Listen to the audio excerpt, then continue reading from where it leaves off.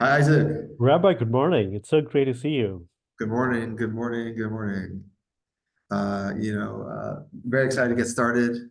It's uncommon that I'm wearing a suit and you're wearing a sweater. So this is a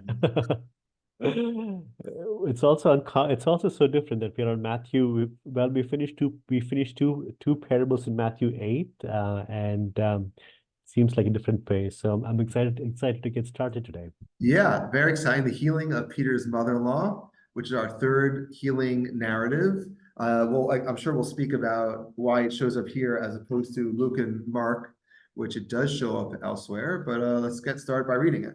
Is it are we doing the whole passage today, 14 Yeah, through? yeah, definitely. I feel it doesn't make sense to Yeah. separate these two verses. The Gospel according to Matthew, chapter 8, verse 14 onwards. And when Jesus entered Peter's house, he saw his mother-in-law lying sick with a fever. He touched her hand, and the fever left her, and she rose and began to serve him. That evening, they brought to him any who Oh, were no, no, yes, stop there. Yeah, that okay. just those two verses. Yeah. Of course, if you want to read more Matthew, I'd hate to discourage you from ever reading more New I think Testament. two verses would be great for today. Okay, yeah. He Yeah. touched her, and the fever left her, and she rose and began to serve him. One of the most positive mother-in-law stories I've ever heard. The son-in-law helps and the mother-in-law serves. This, if anything, feels like the greatest miracle possible. The fact that a mother-in-law is serving. I don't want to say anything negative about my mother-in-law. I have to imagine that if I gave her the right medicine or the right miraculous cure, it would not lead to any form of service. So there's multiple miracles taking place in this story. That's probably that's true. Yes, yes. Um, so to start, I want to actually just talk about maybe something a little more abstract, and I'd love to hear your take on this. Before we talk about the placement of this story, which is I think very important. What is Peter's mother-in-law's name, Isaac? That's a great question. I don't know. I don't even know his wife's name, his I kid's was saying, name. but you assume Peter's married, right? Because Yeah, it's his yeah, mother-in-law. yeah. Is Peter's wife alive? I Does Peter have kids? I think he does. I think he does, right? Maybe he did. I don't know. Unclear. Uh, It's important that we note for a believing Christian like yourself, maybe you're not even sure. So that's how important it is. And I wanted to note that this is a storytelling narrative important thing that not only the New Testament does, but the Old Testament does. Every woman who's mentioned, at least let's use the Pentateuch, is mentioned for a reason, and there might be dozens of more women floating about, but we don't know about. I'll give you two examples, which I don't know you thought about ever. We'll use Genesis 1 and 2. Cain and Abel are born. Abel dies. Seth is born. Who do they marry? The answer is doesn't matter.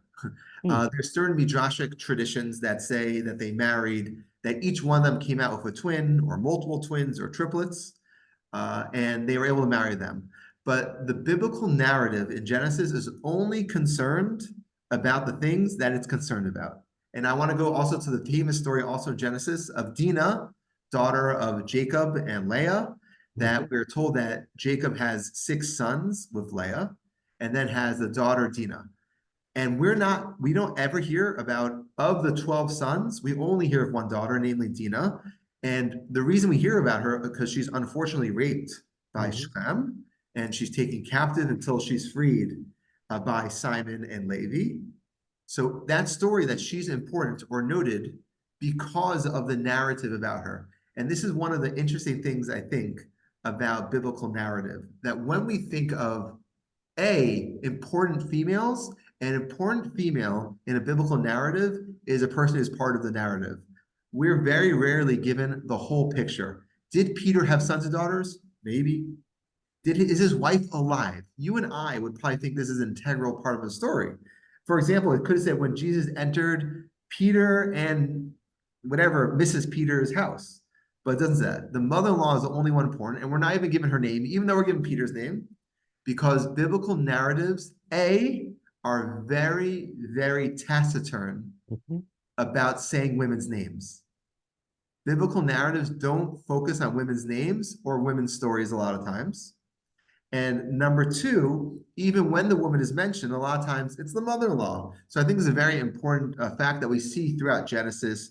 We see in other places that women are only mentioned when they are integral elements, while men will be mentioned automatically. When do we see Peter before this? He's with his brother Andrew, they're fishermen, we get the talk. So it's a very interesting note about the nature of women in biblical texts. Okay, so that's one point. Is this a reflection of being male, male superiority, or The just patriarchy of strikes again. or putting women down, or not seeing women as equal as was common in that time? I would venture so, but it's hard for us to know why a person's name is ever included versus just a fact. It's one of the hard things to know about the Bible, that when we take things seriously, like in Genesis, it could have, for example, always said Jacob's daughter, but it calls her Dinah. Dinah's name is an important name part of the story. So it's one of those hard things to know. And it's really interesting. I'll just give you one more midrash, because Abraham and Isaac made such a big point about only marrying a woman who's related to them. Why would Jacob not do that? So the simple answer is because there's 12 sons. There's only so many Levantine women floating around who would be associated with the Hebrews. But the Midrash goes and says that each one of the sons was born with a twin or a woman, and they married those women because incest wasn't as frowned upon in pre-Mount Sinai times and pre-biblical times as much as today. And if anything, anyone who reads the Adam and Eve story has to acknowledge a certain amount of incest. Not only that, anyone who reads the Noah story has to acknowledge a certain amount of minimal first cousins endlessly marrying. So that being said, even though these sisters, either Jacob's sons' wives or Noah's three sons, we know their names. We know their names, but we don't know their wives' names, even though they're the ones who spawned the world. And even Eve, her name really means subjugation. So the place of women's names is something to be explored more deeply. Okay, so that's one point. And though I can't answer your question about the nature of patriarchy playing out in names. So the next thing I want to talk about is the placement of the story. This story shows up in Mark 129 to 131. It shows up in Luke 4:38 39. But when you look at where those stories are placed, those are at the beginning of Mark, literally the first chapter of Mark, and Luke in chapter 4. So I ask you, Isaac, if Mark thought this is so important, or another way to say it, this is obviously the beginning of Jesus' ministry, according to Mark. How come this is not viewed as the beginning of Jesus' ministry in Matthew? There's no problem floating stories over there, especially if you look at marking precedence and priority, then it means that this story was purposely inserted in the four healing narratives of Jesus. So in other words, this story, according to that perspective, was moved from Mark in the beginning, or which would be the beginning, to Matthew later on. And even if you want to say the first two chapters of Matthew are really genealogy of Jesus, and it really has a lot of side elements about the birth of Jesus and John the Baptist, it could have been before the Beatitudes.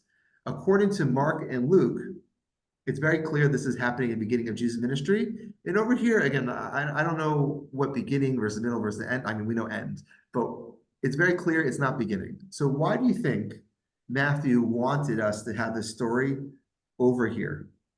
Not only that, you can answer if you want. Take your Oh chance. no, I liked your answer yesterday, right? That you see a progression in the miracles in Matthew 8, where first was the first was make me clean, the other one was you get faith with centurion, and in this Jesus touched her. And so I think I like your answer, or I like the way you approach this, where this was way of Jesus, of him, of seeing a progression in the way in which he's able to do miracles. But before we go there, right, so tell me about fever. Fever is not, I mean, it's not life-threatening. I mean, the earlier case, a fellow was You're almost making a great point, and and about to I die. think Yeah. so the one thing aside from the progression of noting first showing someone to be impure, they could join the community. then noting that we have someone else heal, like through centurion's faith. This one is Jesus touching. Next one is through Jesus's voice. So we have that progression, that crescendo of Jesus almost like rising in miraculous magical powers. That would definitely, I think, fit over here. But on top of that, we see that at least the fever, what we said yesterday, and I think is still applicable, is that the miracles are giving you the chance to disbelieve, to unbelieve. And that when someone sees someone's healed from a fever, is not the same as someone seeing them healed from their head getting chopped off or from their arm getting chopped off. Even a resurrection, one of the things that unfortunately was very common before the modern day is for someone to be buried alive. And there were even, I read a responsa about one of the non-Jewish kings made a rule that Jews are not allowed to bury their dead before leaving them for 3 days because it was, and Jews always want to bury their dead as quickly as possible for legalistic reasons. So we see that there was this contradiction that it was very possible for someone to be viewed as dead and really be alive. And I think the idea of a lot of the miracles that Jesus is doing, it's very easy to see that another chance could be taking place. A fever, a sickness, it's very rare that a finger regrows. So I'm not here to explain why these miracles versus other miracles. You know, a lot of times in Jewish tradition, we look at miracle ability as a product of the nature of the prophet. Namely, Moses does the greatest miracles. Moses is the one who splits the seas. Moses is the one who does goes and gets a Bible on Mount Sinai on God. And the lower the prophet, lower the ability to do miracles. But I do think Jesus' miracles are purposefully giving you that chance to question, because Jesus wants someone of pure heart, more so than other people. Jesus wants you to believe, even if there's reasons not to believe. Jesus always has that, like, allows for that crack, and that's your fault that you have that crack. It's unacceptable. You shouldn't have it. But I feel when you heal from a fever, if I saw someone heal from a fever, and if anything, imagine taking a Tylenol that lowers your temperature. We have these miracles now. Okay, so that's what I say about the fever. But when we look at the opening story, it does seem that Mark and Luke are concerned for these stories differently. I believe that the reason that the healing of Peter's mother-in-law, appears so early in Mark 129 to 131 because it actually takes place after Jesus in Capernaum, but it takes place after Jesus goes and I guess silences or rebukes a person for saying that he has a demon, and he's in synagogue, he's giving the speech. And I think for Mark and Luke, the beginning of Jesus' ministry is almost like him coming and giving the concerts. He jumps onto the scene. He's at synagogue. He's showing himself to be an authority. Where in Mark it says, "What in verse 127? What is this? A new teaching with authority? He commands even the unclean spirits. He does all these things, and it's his launch party. Yeah. Jesus goes to synagogue and is launched.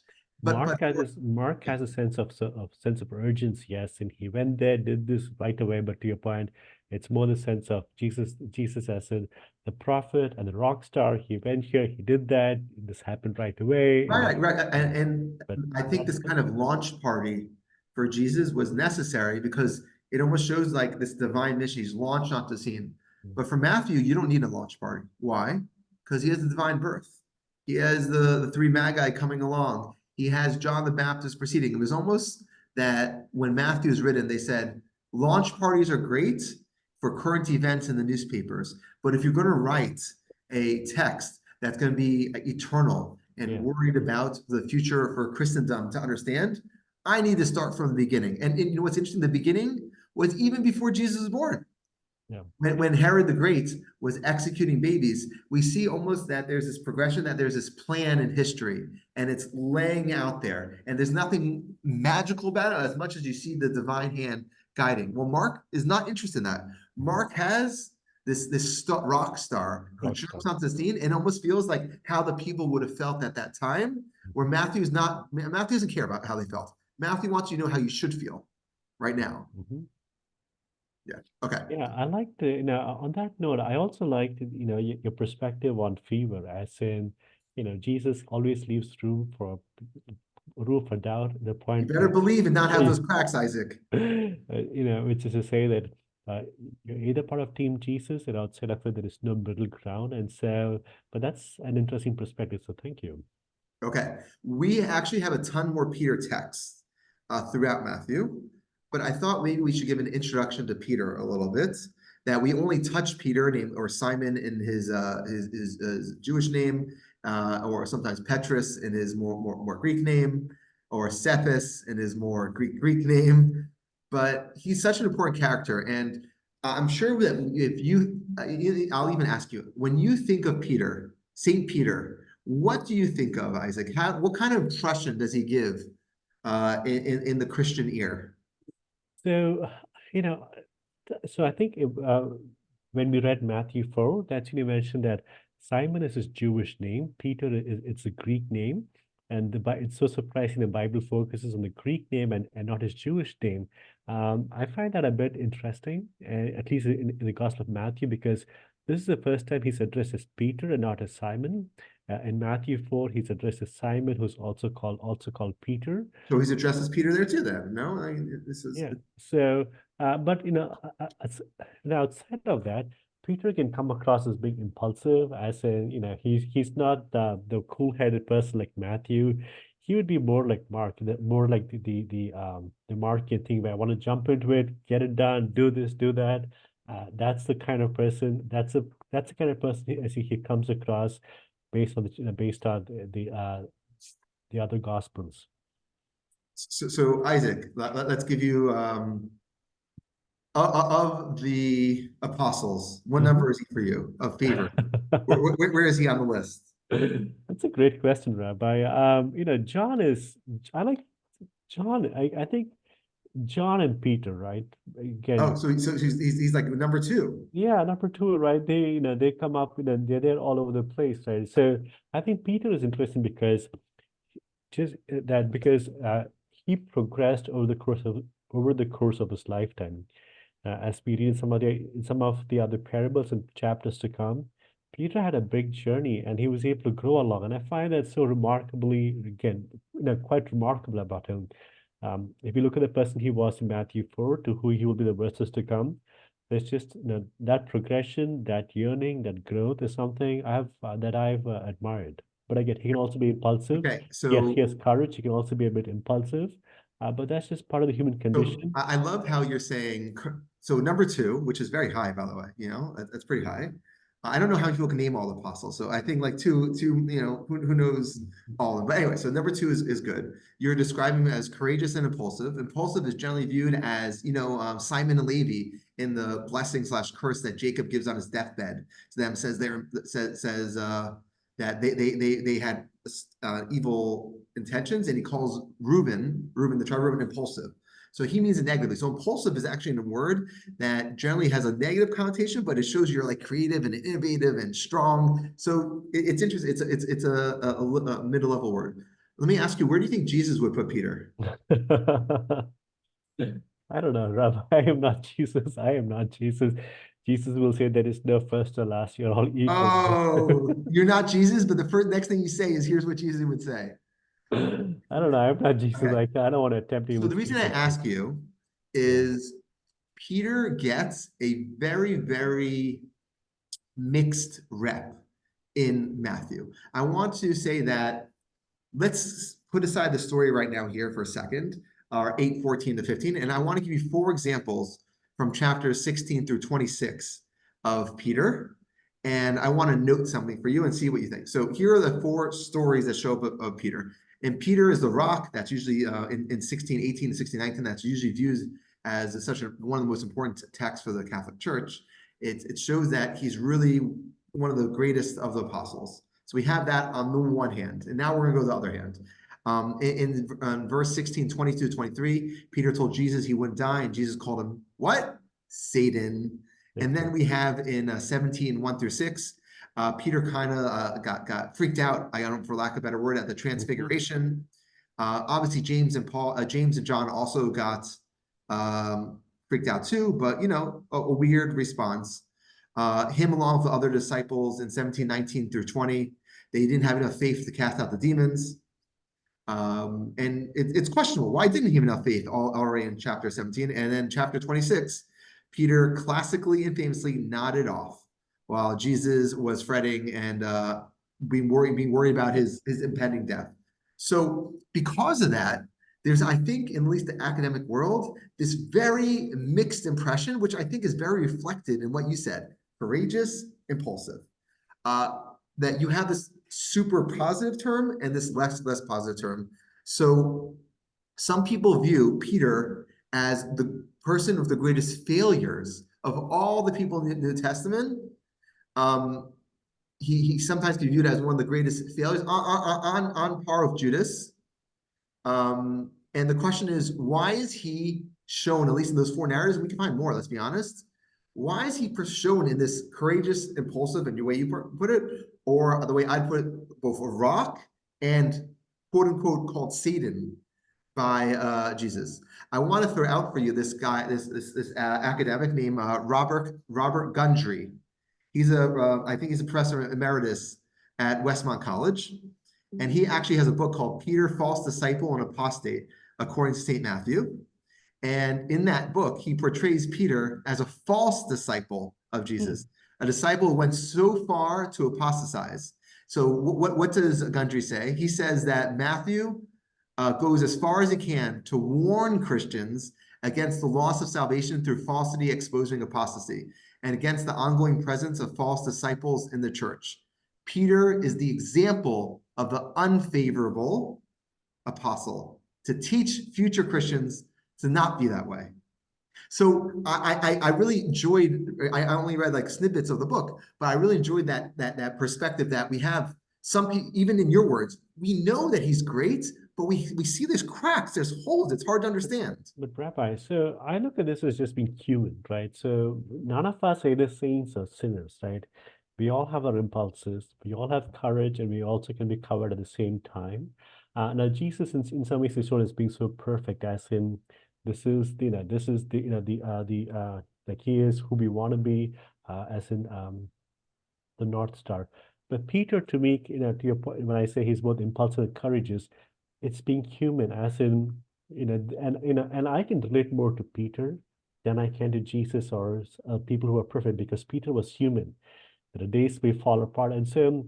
But the author says that he is an apostate, or I find that terrible, because I don't think so. I don't think any of us are perfect. There are days when we do great, sometimes we do well, sometimes we don't do well. And I can so much relate to Peter in his impulsiveness and in his cowardice, in his courage, in his kindness, and what he did. Because that's where I think that's where humanity is. Jesus is a whole different thing. It's because some of the things Jesus says, it's very hard to do. It's very hard to follow. It's even hard to understand. When he speaks about you're either with me or against, like there's no middle ground. But Peter is very, very human, and I can relate to him. So what you're saying makes perfect sense. When Robert Gundry put out his book, Matthew, a commentary on his literary and theological art, which is like 600 plus pages, most conservatives thought it was like not good or trash. But because of his beliefs on Matthew, eventually Robert Gundry, I think, was asked to submit his resignation from his Evangelical Theological Society, because this was viewed too far. So I'm definitely not trying to argue that what Gundry said is mainstream. I'm just noting the fact that Gundry could write that is because you see that Peter has this weird relationship, I think more so than the other apostles, disciples. And while I personally wouldn't call it apostasy, and you clearly would say it's an example to show the human failings, I think it's interesting that one could make the case that he's the most problematic of the disciples. And the fact that he's called Satan, the fact that he has these cracks, is either an amazing thing to learn from or something to stray away from. But I think it's there in Matthew that we could argue these things, and it's represented by the two words used: courageous, impulsive. Yeah.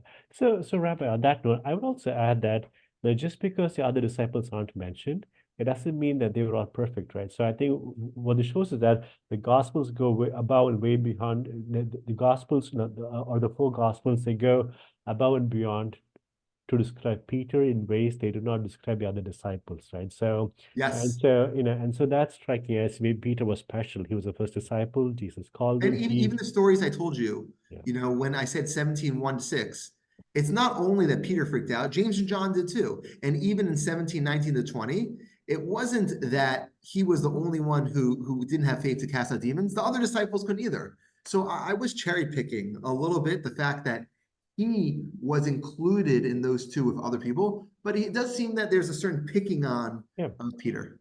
Maybe I would say Peter was a leader. Maybe he could influence people. People looked up to him. I'm just making stuff up. Could that be the case that he could have been the eldest? People looked up to him, and so it's the gospel using him as Obviously, but an right, 100% looked up, but Peter's definitely thrown under, like, the one example I didn't give is probably the worst one in 26:34, where he pretends not to know Jesus, right? And Jesus says, before the cock crows, Peter will deny him 3 times. So Jesus, the fact that he's willing to deny Jesus, again, like there's this attitude towards Peter that I think is more so than the other apostles. And this is what I just want to build on. This mixed relationship to Jesus that Jesus points out that he has less faith is the reason I wanted to give this introduction to Peter right here. Because what I think is so interesting is that now let's look at our narrative structure. We have our leper story. We have our centurion story. But let me ask you a question. 100% Jesus was involved in the healing of the slave of the centurion, but we noted that the centurion was also involved. Let me ask you, according to Matthew, who should have healed? Whose faith should have healed his mother-in-law? Peter's faith. Peter's faith. Peter should have healed his mother-in-law. That's The right. fact that Jesus entered Peter's house, he saw the mother-in-law lying in bed with a fever, he touched her hand and the fever left. Or even, I look at this story as such an important as the next stage that Peter is specifically chosen, and it's the mother-in-law story because at this point in Matthew, not after the synagogue like in Mark and Luke were the beginning, but at this point in Matthew, where Peter was already mentioned earlier as a fisherman and following for a long time and part of the crowd, he should have had the faith in order to carry out this miracle, much in the same way as a centurion. Why did it have to wait for Jesus to haphazardly, happenstance, enter Peter's house? There's no introduction. We don't know why. At least in Mark and Luke, we know is they're coming out of the synagogue. It's on the Sabbath. But over here, I think it's placed next to the centurion story because this is also to show as an introduction the mixed relationship that Matthew has with Peter. That Peter is a person who cannot cure and heal his feverish mother-in-law. He lacks faith, as we're going to see very, very shortly when Jesus calls him out for lacking faith in 16:22 when he calls him Satan. So over here, I think that this is part of the progression. Not first he heals the lepers, then with the non-Jewish centurion, and next he has to heal, but with pointing out that one of his apostles, his disciples, don't have the ability to heal because they are lacking in faith.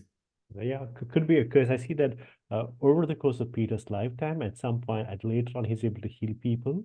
At this stage, he isn't, and this is to your point, to highlight that Peter lacks the faith.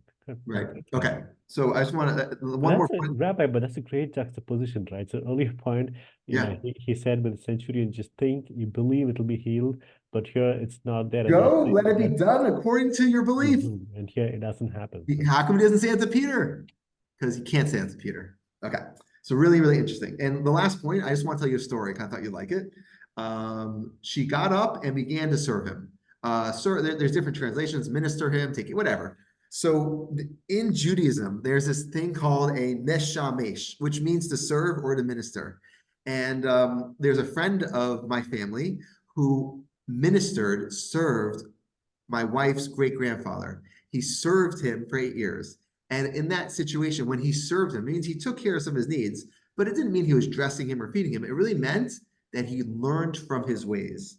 And I think when you look at the way that Judaism understands the term serves and ministers when it's a great person, I think the context really helps us understand. When you read this, she looks like the greatest mother-in-law of all time. She starts serving another guy. But what I think it really means is that to serve means to learn directly from firsthand experience and watching, such that you could emulate, that you could have, in this case, if you believe he's a divine character, imitatio Deo, that you could learn in a way that you could start living your life according that way. So a lot of times there's the belief side, which means you have to believe, but when you speak about something, it's the action side. How should a Christian know what actions to take? In the first century, one of the ways to know is to copy. And we actually see this in Islam a lot. There's actually certain Muslims who won't do things that Muhammad didn't do. Like, can I eat a mango or tomato? Tomatoes didn't exist then in that part of the world. So certain Muslims, it's an extreme group, but won't do things that he didn't do, that Muhammad didn't do, because you don't know how to act. Mm-hmm. And I think that you see this over here, that you have this copying, this imitatio Deo, where you are able to serve him, which means to copy, to learn from his actions, such you watch and that becomes your actions. It's, as opposed to serve, it really means to have she took him on as her mentor.